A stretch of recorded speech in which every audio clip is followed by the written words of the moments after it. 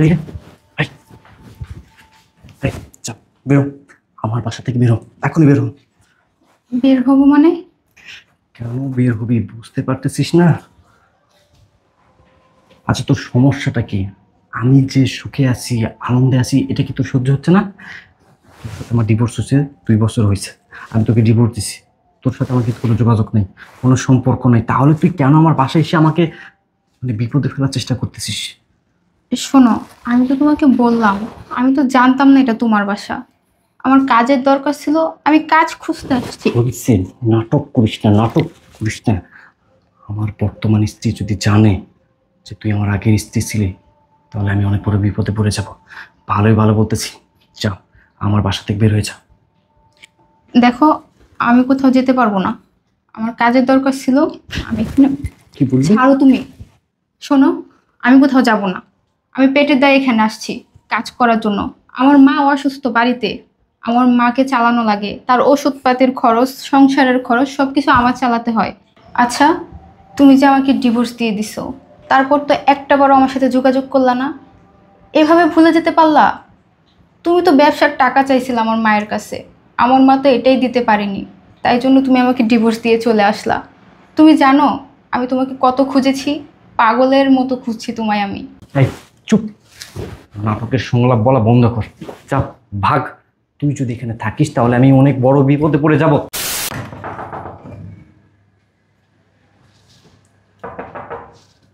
কে আসলো এখন আবার? আসসালামু আলাইকুম। ওয়ালাইকুম আসসালাম। কে আপনি? কাকে চাই? জি, আপনি আমাকে চিনবেন না, আমি গ্রাম থেকে আসছি তো, আমার একটা কাজের দরকার। আপনার বাসায় কি একটা কাজের ব্যবস্থা হবে? ও আচ্ছা, কাজের দরকার। আমার বাসায় তো একজন কাজের লোক আছেই, ও তো কিছুদিন যাবত আসতেছে না, আর আসবে কিনা সেটাও তো জানি না। নিয়ে নিব, একটা কাজ করি, এখন তো বাসায় সব কাজ আমারই করা লাগতেছে, নিয়েই নিই। আচ্ছা ঠিক আছে, তুমি কি কি কাজ পারো? জি ম্যাডাম, আমি সব কাজই পারি। রান্না বান্না করা, তারপরে থালা বাসন ধোয়া, ঘর মোছা, জামা কাপড় কাচা, সব কিছুই পারি। ঠিক আছে, তাহলে তুমি ভিতরে আসো। আসো, আসো ভিতরে আসো, বসো।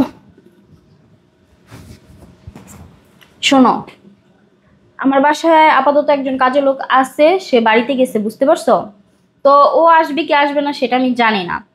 ইমার্জেন্সি আমার একজন কাজের লোকের দরকার, তার জন্য আমি তোমাকে নিয়ে নিছি। আর শোনো, একটা কথা বলে দিতেছি, পরিষ্কার পরিচ্ছন্নতাভাবে কাজ করবা, বুঝতে পারছো? আমার নোংরা কোনো জিনিস পছন্দ না। যে কাজটা করবা মন দিয়ে করবা। কোনো কিছু প্রয়োজন হলে আমাকে বলবা, আমার পারমিশন ছাড়া কোনো কিছুতে হাত দিবা না, ওকে? জি ম্যাডাম। আর আমি তো প্রথমেই বললাম, কোনো কিছু নোংরা আমি পছন্দ করি না, কোনো কিছু যাতে নোংরা না থাকে, বিশেষ করে আমার রুম, ওয়াশরুম, আমার কাপড় চোপড়। রান্নাটাও কিন্তু পরিষ্কার করে করবা।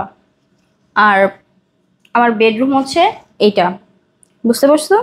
তোমার স্যার আছে, সকালে ডিউটিতে যায়, রাত্রে আসে, ওকে সকালে উঠা রান্না করে দিবা, বুঝতে পারছো? ও নাস্তা করে তারপর বাইরে যায়, ও বাইরের খাবার খায় না, আবার দুপুরে আসে লাঞ্চ করে আবার চলে যায়। আর হচ্ছে এটাতে এমনি গেস্ট রুম, যখন আমার গেস্টরা আসে তখন এই রুমে থাকে। আর তোমাকে আমি কোথায় রাখবো? আপাতত তো হচ্ছে তুমি একটা কাজ করো, রান্নাঘরে থাইকো, আমি পরে তোমার একটা থাকার ব্যবস্থা করে দিব, বুঝতে পারছো? এটা হচ্ছে আমার কিচেন রুম, আমার পারমিশন ছাড়া কিন্তু কোনো কিছু ধরবা না, আমি বারবার বলে দিলাম, ওকে? আচ্ছা ম্যাডাম, ঠিক আছে। তাহলে একটা কাজ করো, এখনই কাজ শুরু করে দাও, দেখি তোমার কাজকর্ম কেমন।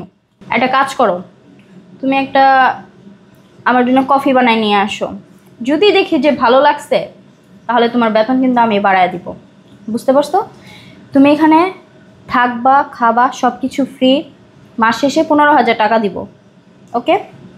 কোনো কিছু প্রয়োজন হলে অবশ্যই আমাকে বলবা, আমার পারমিশন ছাড়া কোনো কিছুতে হাত দিব না, আমি বারবার বলে দিলাম, আমার এটা পছন্দ না, ওকে? ঠিক আছে ম্যাডাম। আচ্ছা ঠিক আছে, তাহলে আমার জন্য 1 কাপ কফি বানাই নিয়ে আসো, চল। জি। আচ্ছা এই যে শোনো, জি ম্যাডাম। অনেক কথাই তো বললাম, তোমার নামটা তো জিজ্ঞেস করা হলো না, তোমার নামটা কি? ম্যাডাম আমার নাম মিথিলা। ও আচ্ছা, খুব সুন্দর নাম। তো তোমার বাসা কোথায়? আমার বাসা গোপালগঞ্জ। ও, তোমার ফ্যামিলিতে কি কেউ নাই? ম্যাডাম আমার ফ্যামিলিতে শুধু আমার মা আছে, বাবা ছোটবেলায় মারা গেছে। ও আচ্ছা, আরেকটা কোশ্চেন করব। জি ম্যাডাম করেন। তোমার কি বিয়ে হয়েছে? আসলে মানে বলো, সমস্যা নাই। হ্যাঁ ম্যাডাম হয়েছিল। হয়েছিল? তাহলে তোমার স্বামী কোথায়? ম্যাডাম এগুলো না হয় পরে এক সময় বলবো। ও আচ্ছা ঠিক আছে, এটা তোমার পার্সোনাল বিষয়, আমার না জানাটাই বেটার। তুমি একটা কাজ করো, তোমার এনআইডি কার্ড আছে? জি ম্যাডাম। ওটার একটা ফটোকপি আমাকে দিও, ওকে? আচ্ছা। ঠিক আছে, যাও কফি বানাই নিয়ে আসো। আমি আমার বেডরুমে আসি।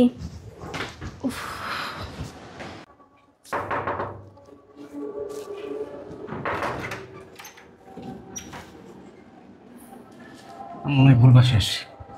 কে?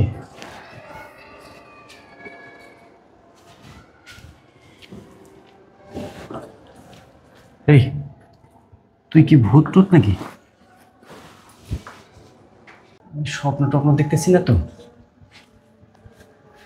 এই তুই কি ভূত না মানুষ? দেখি তো। না, তুই তো মানুষ। এই তুই এই বাসায় কেন? তুই আমার বাসায় কেন? তোর সাথে না আমার ডিভোর্স হয়েছে 2 বছর হলো, তাহলে আমার বাসায় কেন আসছিস? বুঝতে পারছি, নিশ্চয়ই কোনো ফোন দিয়ে নিয়ে আসছিস, তাই না? দেখো তুমি আমাকে শুধু শুধু ভুল বুঝতেছো। আমি তো জানতাম না এটা তোমার বাসা। কে আসছে? আরে তুমি কখন আসলা? আর আমাকে তো ডাকও দিলা না আজকে।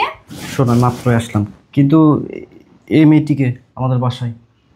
আসলে হয়েছে কি, আজকে সকালেই ও আসছে আমাদের বাসায় কাজ করার জন্য, বুঝতে পারছো? ওর নাকি হাজবেন্ড চলে গেছে সম্ভবত, তাই না? তার জন্য ওকে আমি কাজে নিয়েছি, আর আমার বাসায় কাজের লোকটাও তো আসতেছে না, এর জন্য ওরে রাইখা দিছি। ও, আচ্ছা চলো, তুমি ফ্রেশ ট্রেশ হও, তোমাকে খাবার দিতেছে ও, আসো। আচ্ছা তোর সাথে আমার একটা কথা আছে, সব খাবার পরে খাবো, আসো তো। বুঝলাম না কি হলো? আসো। আরে আমি বুঝলাম না তো। উফ, আচ্ছা তোমার সমস্যা কি? কি হয়েছে তোমার? আমি বলতেছি তোমার সমস্যা কি? আমার আবার সমস্যা কি হইব? তোমার সমস্যা কি? তুমি অফিস থেকে এসে আমার সাথে রাগ দেখাইতেছো। তোমার সাথে তো আমার ঝগড়া হয় নাই, তুমি রাগ কেন দেখাবা? এই সংসার কার টাকায় চলে? তোমার টাকায়। তাহলে আমার অজান্তে, আমাকে না জানিয়ে আমার বাসায় কাজের লোক না হচ্ছে কেন? আমি একটা জিনিস বুঝলাম না, মেয়েটা অসহায়, আমি ওকে কাজে নিছি, তাহলে সমস্যা কোথায়? আর আমার বাসায় তো কাজের লোক লাগেই। আমার যে কাজের লোকটা, ও আসতেছে না, আর ও আসলে ওকে আমি না করে দিব, বুঝতে পারছো? আর এই মেয়েটার হাতে আছে না, হাতে মনে হয় জাদু আছে, বুঝতে পারছো? রুম টুম, আমার কাপড় চোপড়, রান্না টান্না এত ভালো করে বলার বাহিরে। তুমি যদি ওর রান্না খাও না, ফিদা হয়ে যাবা। আমি তো চিন্তা ভাবনা করছি, এখন থেকে আমি আর রান্না করব না, ওই রান্না করবে। আমার মন চাইতেছে এই ব্যাগ দিয়ে ঈদের মাথায়। বুঝলাম না কিছু, কি হয়েছে তোমার? আমার বাসায় কাজের লোক আসতেছে, আমি জানি না। সামান্য একটা কাজের লোকের জন্য তুমি এতটা রাগী কেন হইতেছো? তুমি দেশের অবস্থা জানো? দেশের এখন কি অবস্থা? একটা যদি দুর্ঘটনা ঘটে যায় তাহলে কি হবে? কি দুর্ঘটনা ঘটবে? আরে ওরকম কিছু হবে না, মেয়েটা অনেক ভালো। শোনো, এই শোনো, বেশি কথা পছন্দ করি না আমি। তুমি এখনই ওই মেয়েকে বাসা থেকে বের করে দাও। আগে আমার কথাটা শোনো না। মেয়েটা অনেক অসহায়, বোঝার চেষ্টা করো। আমি যতটুকু শুনছি, মেয়েটার হাজবেন্ড নাকি ওকে ছাইরা চলে গেছে। ওর হাজবেন্ড চলে গেছে না আছে, এটা কি আমার জানো বিষয়? তুমি এতটা রাগ কেন করতেছো? হ্যাঁ, আমি কি ওরে নিয়ে কি বিপদে পড়ছি নাকি? হ্যাঁ, আমার কথাটা বোঝার চেষ্টা করো, আমি কোনো সিনক্রেট চাই না। ওই মেয়েটাকে দেখেই আমার মনে হয়েছে একটা চোর। শোনো, না যাই না, না বুঝা কারোকে কোনো মিথ্যা অপবাদ দিবা না, বুঝতে পারছো? আমি ওকেই কাজে রাখবো, এটা আমার ফাইনাল সিদ্ধান্ত।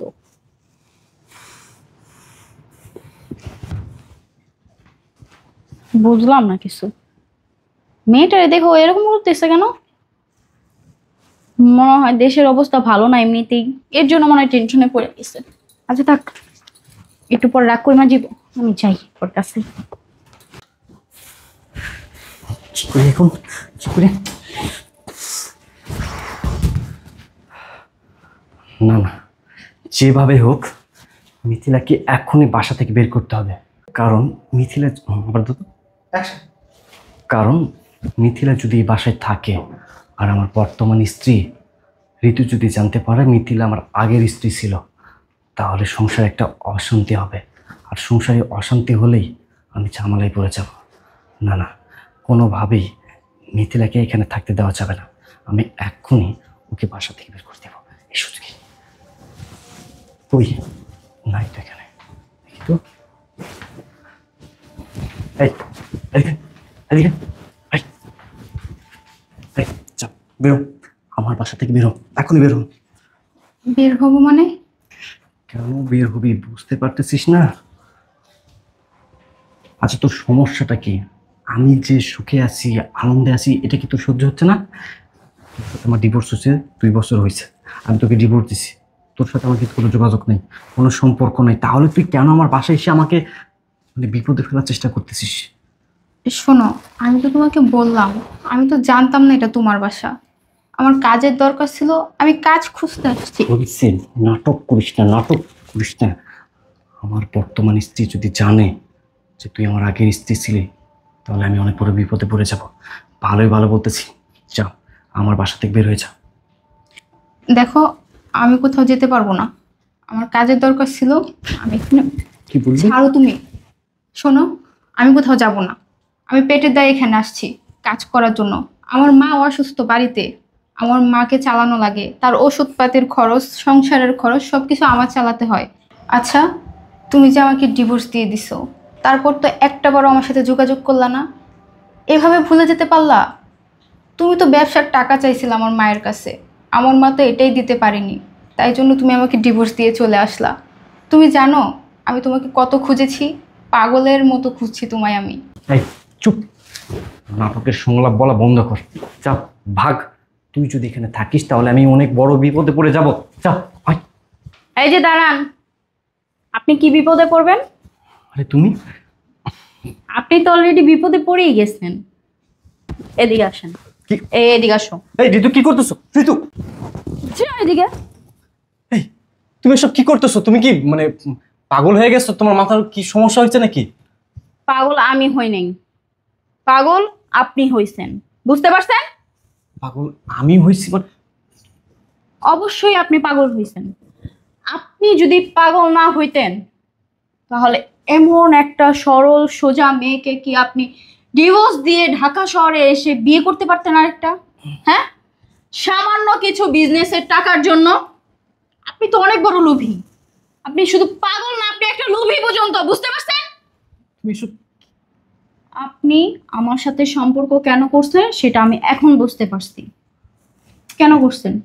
এই হ্যাঁ, এই বাড়ির লোভে পড়ে, এই বাড়ির লোভে পড়ে আপনি আমার সাথে সম্পর্ক করছেন। বোঝার চেষ্টা করো, আমি কেন ওকে বিয়ে করবো? এই মেয়েটা কি অপরাধ করছিল? এই মেয়েটা কি অপরাধ করছিল? ভাই, মেয়েটার অপরাধটা কি? দেখো, এই মেয়েটার অপরাধ হচ্ছে ও গরিব, ওর ফ্যামিলির আর্থিক অবস্থা খারাপ, তাই বলে এই মেয়েটা কিন্তু খারাপ না। তুই কিভাবে পারলি এই মেয়েটার ডিভোর্স দিতে? ঋতু তুমি যা ভাবতেছো ভুল। আমি কেন ওর মতো ফকিন্নি কাঙালিকে বিয়ে করবো? আমি যা ভাবতেছি তা ভুল। আমি যা ভাবতেছি তা ভুল। আমার চোখকে কি আমি মিথ্যা বলবো? হ্যাঁ, আমার কানকে কি আমি ভুল বলবো? আমি সব কিছু শুনছি দাঁড়ায়া দাঁড়ায়া। তুই কেন নষ্ট করলি আমার জীবনটা? তুই কেন নষ্ট করলি? তোর এত কেন টাকা পয়সা প্রতি লোভ? তোর এত টাকা পয়সা প্রতি কেন লোভ? এই বাড়ি দেখা তুই আমার সাথে প্রেম করছস, আমাকে বিয়ে করছস। তোর মতো ছেলের সাথে সংসার করার কোনো প্রশ্নই আসে না। আমার লাইফটা হয় আমি নষ্ট করছি, কিন্তু এই মেয়েটার লাইফ আমি নষ্ট করতে পারবো না। তো দেখো তুমি, আমি নয় একটা ভুল করছি, মানে ক্ষমা করে দাও, আমি তোমাকে ভালোবাসি। ক্ষমা? তোর মতো লোভী বাটপার চিটারকে ক্ষমা করা যায় না, বুঝতে পারছিস? তুই এখন এই মুহূর্তে আমার বাসা থেকে বের হয়ে যা। তোর সাথে আমি সংসার করব না, তোর আমাকে ডিভোর্স দেওয়া লাগবে না। তুই যে অফিসে কাজ করস সেটা কিন্তু আমার বাবার অফিস।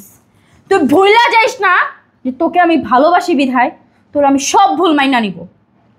আমার ফ্যামিলির বিরুদ্ধে যে আমি তোকে বিয়ে করছিলাম, তারপর আমার বাবা তোর মুখের দিকে তাকাইয়া তোকে চাকরি দিছে, এই বাড়িতে আমাদেরকে থাকতে দিছে।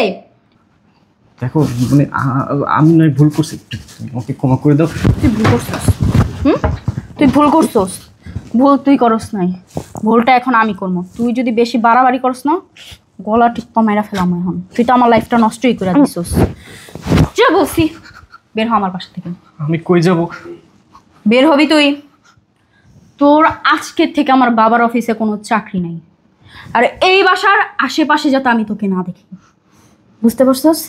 আমার লাইফ নষ্ট করছস, এই মেয়েটার লাইফ নষ্ট করছস। যদি কোনোদিন আছে না, যদি কোনোদিন আমি শুনছি আর কোনো মেয়ের লাইফ নষ্ট করছস, তোকে তো এখন ভালো ভালো ছেড়ে ছাইরা দিছি, পরবর্তীতে তোরে জেলে দিব। বেরো ঋতু ঋতু বেরো বলছি, যা।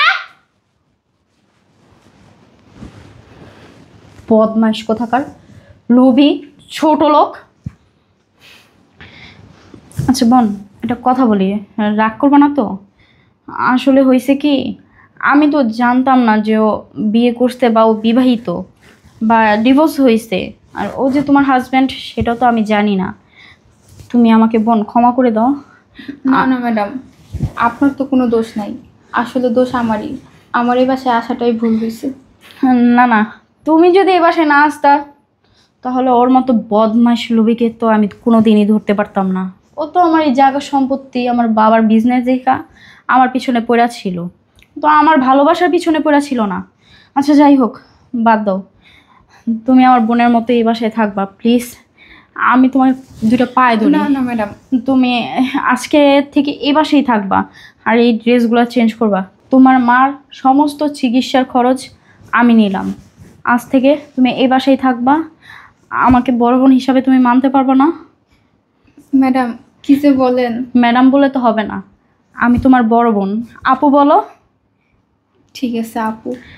ঠিক আছে, তুমি আমাকে মাফ করে দিও। হ্যাঁ, আর ওই বদমাইশের বাচ্চাটা তো তোমার জীবন, আমার জীবনটাও নষ্ট করে দিছে। ওর ব্যবস্থা আজকেই করতেছি, দাঁড়াও। ও অফিসে যাবে না, আমার বাবাকে বইলা ওর শাস্তির একটা ব্যবস্থা করব। আর বোন, কালকেই তোমার গ্রামের বাড়িতে যাব, বুঝতে পারছো? যাইয়া তোমার মাকে ঢাকা শহরে নিয়ে আসবো, আইনা ওনাকে একটা বড় হসপিটালে ভর্তি করাবো, যাতে উনি তাড়াতাড়ি সুস্থ হয়ে যায়। ঠিক আছে, চলো বোন, আর তাড়াতাড়ি চলো, এই ড্রেসগুলো চেঞ্জ করবো। আসো।